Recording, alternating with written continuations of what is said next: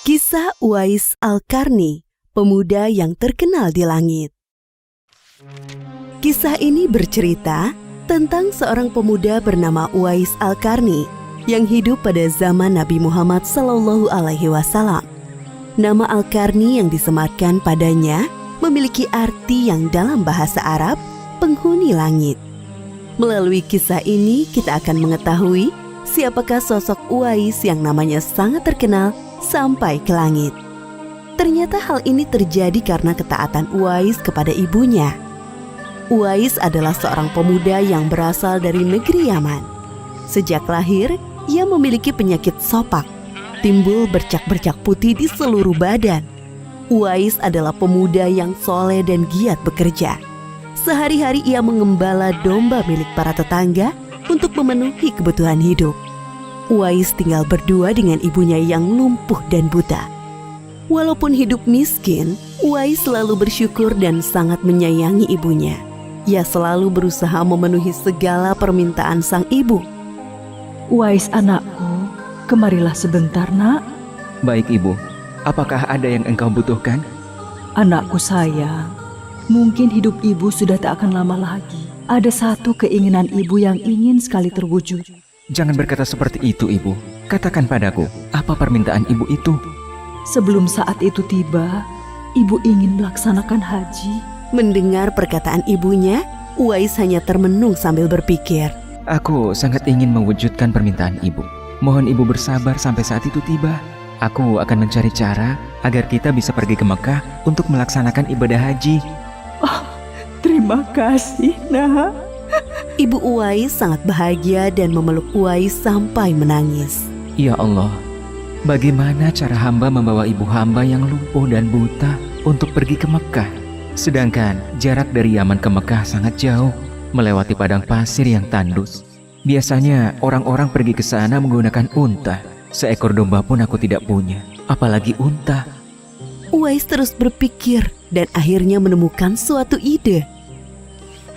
Keesokan harinya, Uwais menemui pemilik domba dan membeli 1 ekor domba untuk dipelihara. Namun uangnya hanya cukup untuk membeli 1 ekor anak domba yang kecil. Setiap hari Uwais menggendong anak domba itu naik turun bukit. Orang-orang yang lewat tertawa melihat tingkah Uwais. Hei, coba lihat Uwais itu. Apa yang dilakukannya dengan anak domba itu? Dasar orang aneh. Uwais gila. Uwais sudah gila. Uwais tidak mendengarkan cemoohan dari orang-orang. Saat ini yang ada di pikirannya adalah ibunya. 8 tahun berlalu dan tibalah pada musim haji. Anak domba Uwais semakin bertambah besar. Beratnya mencapai 100 kg. Begitu pula dengan Uwais. Badannya semakin kekar dan bertenaga. Berkat latihan setiap hari, beban berat yang dipikulnya tidak terasa lagi. Sekarang semua orang tahu bahwa apa yang dilakukan Uwais adalah bentuk pengorbanannya kepada sang ibu. Uwais menggendong ibunya sambil berjalan kaki dari Yaman menuju Mekah.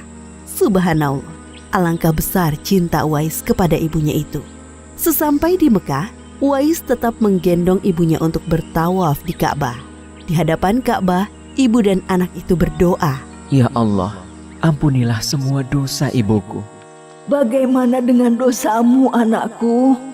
Dengan terampuninya dosa ibu, maka ibu akan masuk surga. Cukuplah ridho ibu yang mengantarkanku ke surga. Allah Subhanahu wa Ta'ala mendengar percakapan ibu dan anak laki-lakinya. Seketika itu penyakit sopak yang dideritanya sembuh. Hanya tertinggal 1 bulatan putih di telapak tangannya. Terima kasih ya Allah.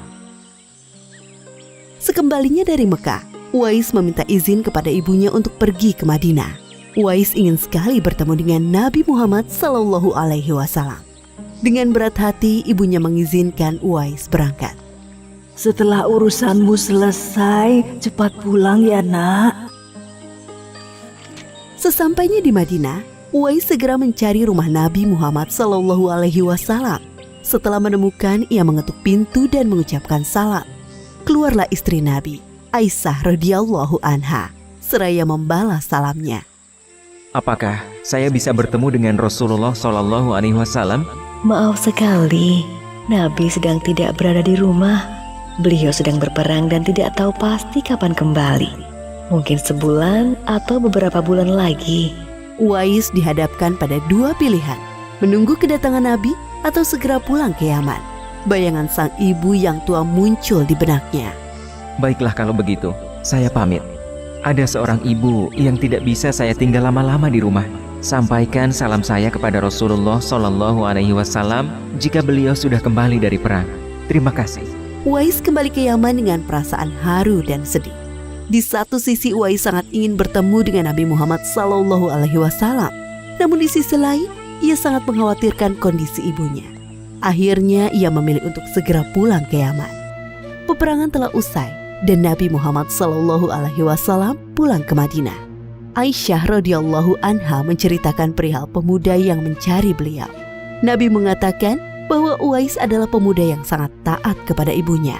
Karena ketaatan kepada ibunya itu, nama Uwais sangat terkenal di kalangan penduduk langit.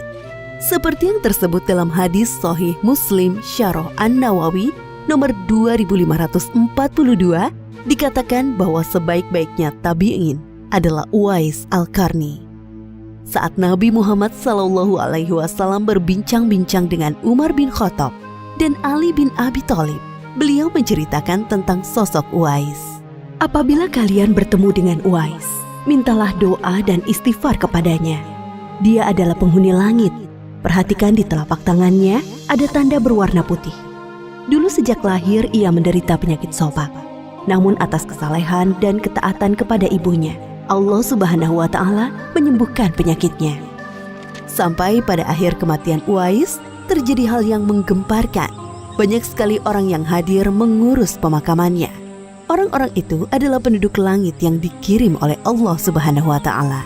Subhanallah, Maha Suci Allah, sungguh mulia sosok Uwais ini. Demikianlah kisah Uwais Al-Qarni, pemuda yang namanya terkenal di langit. Karena ketaatan pada ibunya, Allah Subhanahu wa Ta'ala meninggikan derajatnya. Dalam kisah ini dapat kita ambil pelajaran berharga bahwa kita harus berbakti kepada orang tua. Semoga kisah Uwais Al-Qarni ini menjadi pengingat agar kita selalu mendoakan kedua orang tua di setiap waktu dan menambah ketaatan kepada mereka.